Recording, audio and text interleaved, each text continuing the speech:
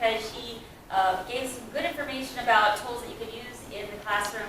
But the first one that she was talking about and that you guys were asking questions about was on stylometry, and that's what I went to the Digital Humanities Summer Institute to learn more about. My familiarity with stylometry was more the idea of authorship attribution. Like you would use that to determine if a particular text belonged to Shakespeare or belonged to maybe another of his contemporaries. And I was like, well, I have no use for that because people have already done the research on that.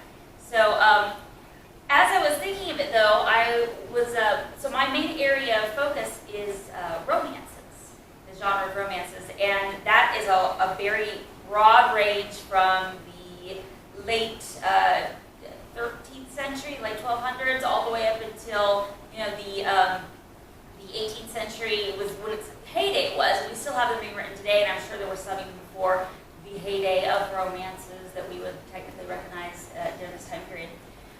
So I was thinking about, well, can I compare genres stylistically and maybe looking at how they relate to each other? One of my major premises as I entered into this journey into looking into this was that I really believe that comedies and romances have a lot of similarities. They have a lot of the same motifs. They have the same happy endings usually. I mean, this was my initial kind of inclination. I was like, maybe I can compare. Let's try and narrow it down. Let's look specifically at Shakespeare, and he has 4 romances that are typically seen as romances.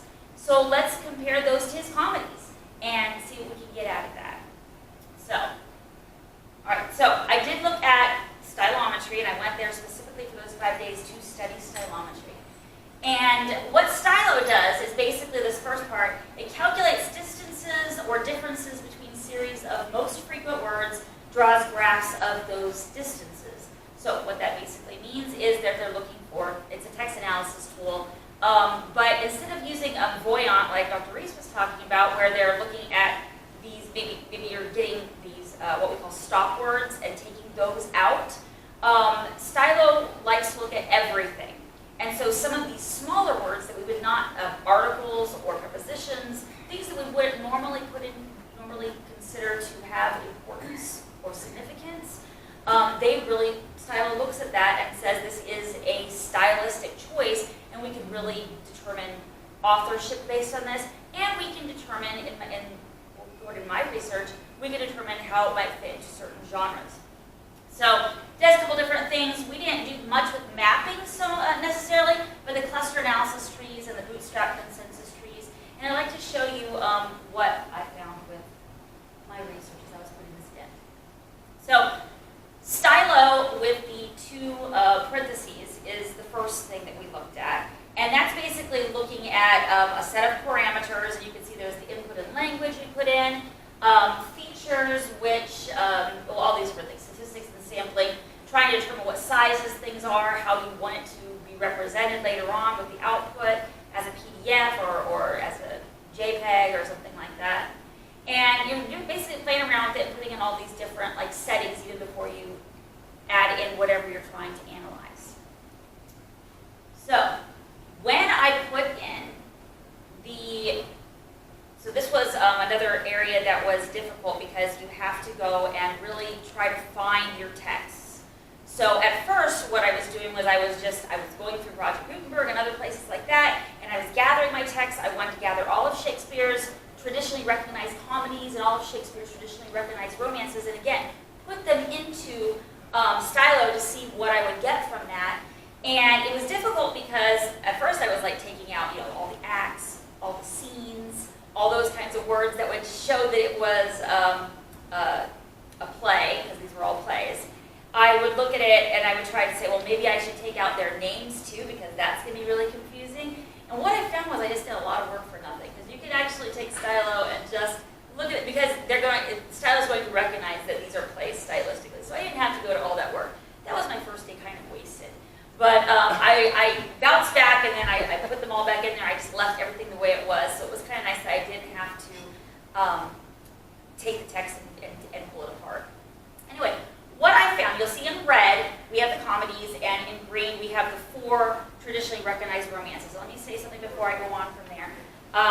Originally, in the first folio, when Shakespeare, the Shakespearean plays were presented, published and presented to the public, they only had 3 genres. We had tragedies, we had comedies, and we had histories. Romances was not a part of that. That didn't come until like 200 years later. And the man who decided this, he's the one that put these 4 plays as romances. He classified them this way, and Norton and other textbooks have continued to use that all the way up until now. So,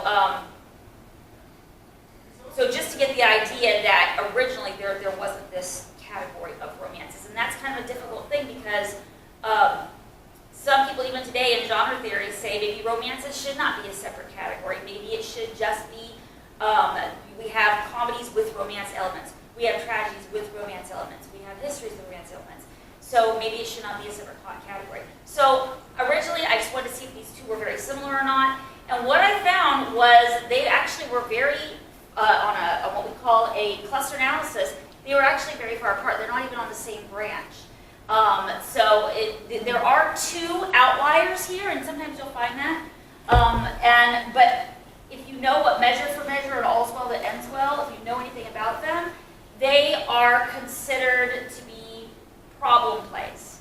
Things where they really couldn't decide which category they really belonged in. They call them tragic comedies or something like that usually. But they're outliers, so it makes sense that they would maybe be lumped in with the romances as problem plays. And these other ones are very, very far apart. So my original consensus that comedies and romances were very similar to each other, probably existing on the same branch of a tree, that didn't exist once I put that into here. Keep one, put that over there. So this is a bootstrap consensus tree. It's just a different way to visualize that. But again, we can see just some of the comedies how they're grouped together. But again, the romances are completely off on another branch by itself. But there is that one little jutting out branch with those 2 tragic comedies, the 2 problem plays that we have thrown into here. Now, based on that, based on my failure to really see the good, strong connection between comedies and romances that I was theorizing, I decided to just, let's put the whole corpus in. Let's go throw everything in there and just see what we get. Sometimes that happens in digital humanities. Sometimes you just come across things by chance, and that's kind of what I did here. So if you look, we have some branches. We have the histories down in here with an outlier. Sometimes that happens. The next part up in here, we have some tragedies and comedies mixed in. Up there we have tragedies and comedies, histories all mixed in, comedies. These are the things that stylistically fit together. They are very similar to each other. And then right here in the middle, you can see where we have the 4 romances, and very close together. They are their own distinct category. The only outlier in there is Henry VIII. Again, it's one of those problem plays. Some will say it's going to be a romance, some will say it could be a history. So again, we have one outlier, but it's falling in line with what everybody has been trying to classify these as anyway. An easier way to see this is, I just took the romances versus tragedies just to see how that would fit, because what I was seeing was that they were mostly go together. Let's go to that one now. This is is my pride and joy, I believe. Because on this visualization, you can clearly see the distinct categories. You see the comedies all down in here. You see the histories in the orange over here.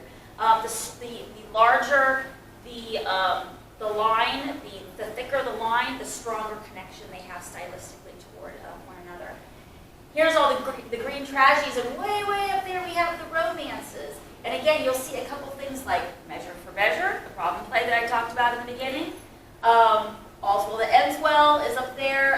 Again, a very strong connection, but it makes sense because these are the problem plays. And I think the Henry VIII, let's try to remember where that was. Well, anyway, the point is, though, from a visualization like this, you can clearly see how closely related they are to tragedies, which was a surprise to me. I didn't expect to see, I expected to see the comedy-romance connection, but you see how far apart that is when you compare it with the tragedies. And I began to think, like, what does that mean? why would the tragedies be so closely aligned? And that's where I actually did this one, where I was looking at the different tragedies, all very closely related to each other. Winter's Tale, Symphony and Pericles, Tempest, those are the 4 romances up there. Definitely a distinct category, yet they're also very, very similar to a lot of these tragedies that are up in there. All right, another tool that we used was Oppose. This is in the stylometry with R. Oppose basically, again, like Dr. Reese was talking about, it cuts text into sample sizes, usually 5,000 words. Again, you can decide what you want to do with that, if you want to change that or not. But it's looking at characteristics for 2 groups of texts, and you can also reuse those. So if you want to use generate a word list, you can actually plug that word list back into Stylo and be able to see what kind of results you come up with that. And it produces a diagram that you can be able to look at. So you can see just here the parameters that you would have to look at in order to put in these 2 different types of things, the type of visualization you want to see. The same types of things that you did with Stylo, you would just be looking at 2 different sets of parameters. You'd be putting in 2 sets of corpuses at that point, depending on what you were trying to analyze, what you were trying to compare to each other. Primary set, secondary set, you can also put in a test set.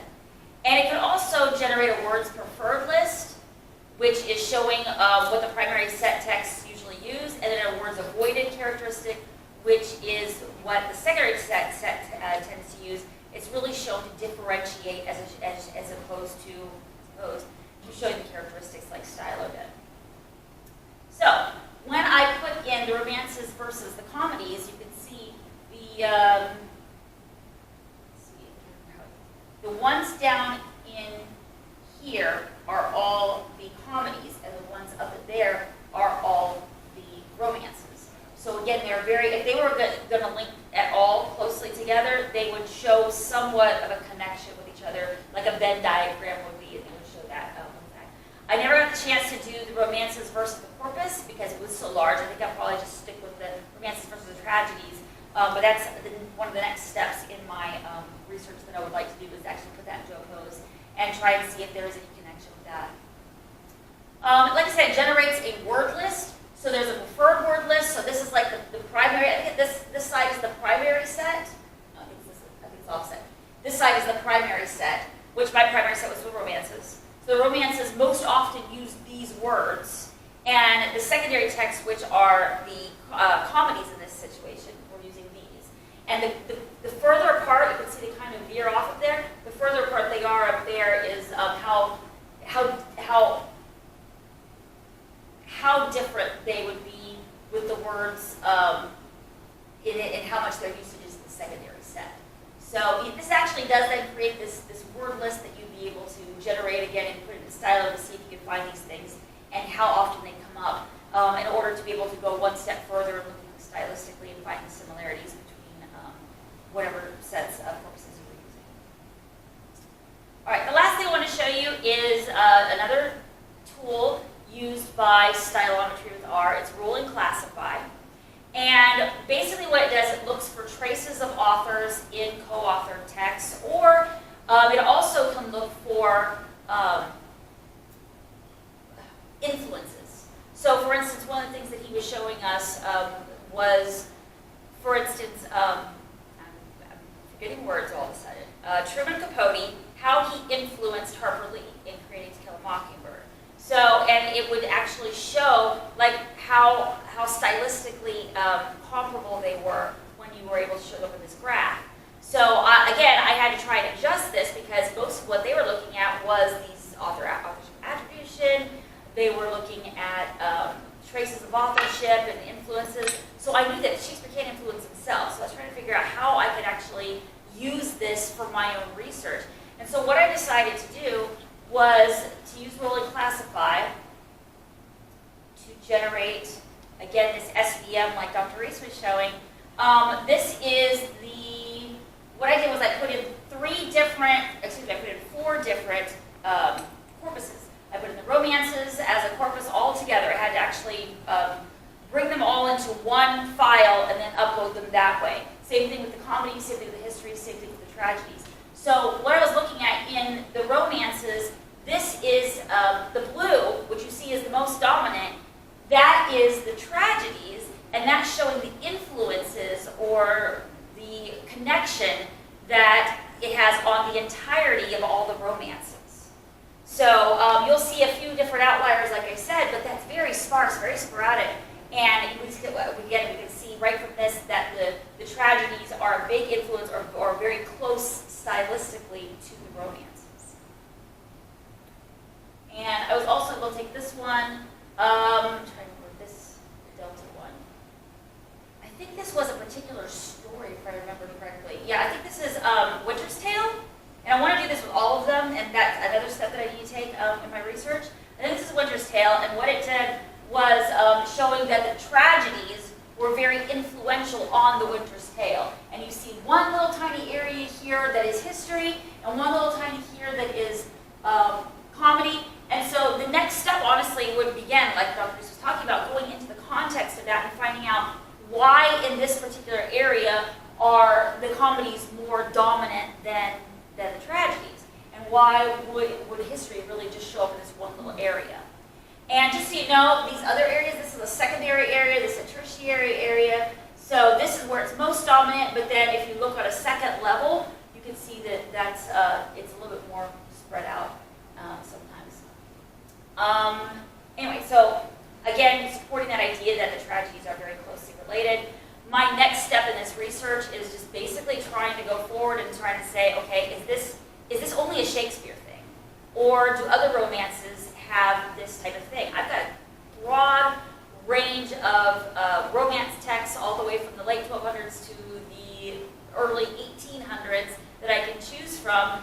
Are they similar to the tragedies also produced in those eras? Or I can look at a certain time period and just really analyze that time period. Trying to look at all of them over that 500-600-year span would be very difficult to do, although that's been done before. One of the things that they showed us was Matthew Jocker's comparison of novels from the from the 1700s all the way up to today, and showing this how stylistically the 1700s are all lumped together, the 1800s were all lumped together, the 1900s were all lumped together. Very rarely do they go and jump into other categories. So stylistically, they're mixed. They're working together within their centuries, within their time periods, whatever it is. So I would love to see that done with romances as well. It's a big data type of thing, but what do romances kind of go along the same pattern where they are stylistically similar to each other? And again, looking at them as compared to other tragedies and stuff like that, and seeing, again, is Shakespeare the only person that does this? Is he just such a genius that he can stylistically set himself apart and make himself look like 4 different